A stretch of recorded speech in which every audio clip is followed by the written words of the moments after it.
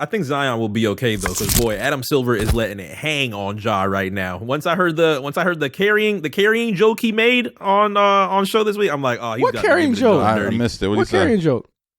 He was on. God, I can't remember what the show name was. It's a huge sports show. Dan Patrick. He was on Dan Patrick, and they were talking about carrying in the NBA, traveling, holding the ball, carrying, and they said there might be some rules that we need to change for that. And Adam Silver said, "Yeah, carrying might be. I think there's 2 different types of carrying we'll need to address in the league soon." And then he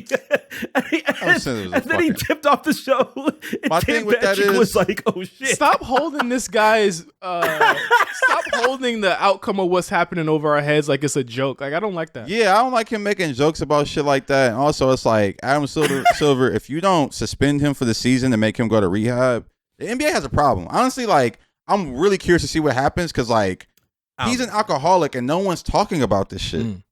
Why is no one talking about him being an alcoholic? Like, I just really want to know that. Like, before this whole gun shit came out, during the season when the whole shit happened, he's like, oh, I got to go to rehab. He talked about drinking a little bit. Yeah. But then after the season ended, he was in the club drinking Casamigos like it was a fucking soda. And you know what's funny? I think it was a year or 2 ago when people were seeing him. Remember like after on the the plane, and like at that pool party he had or something at his house. That's what he went taking it to the head. And someone said on Twitter, I'm actually kind of worried about him drinking like that. And everyone was like, he's a young guy, leave him alone. I'm like, I don't know too many young people that take it. Who drinks Casamigos out the bottle? Exactly. Like, fucking, that's nasty, first of all. But that's also just like alcoholic shit.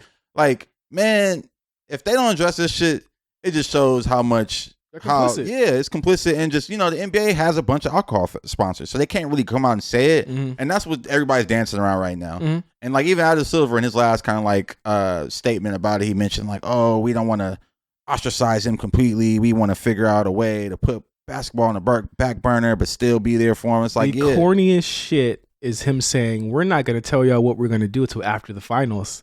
Like it's a storyline beat. Like, I mean, it is. Like, honestly, it is. And like the NBA is big business, and it's going to be the next beat after this boring ass finals. Yeah. And this shit's whack. Like, honestly, like it's really a big alcohol problem, and I'm just mad that no one's saying this shit. Like, I'm really mad. Could we talk about his alcoholism without the gun?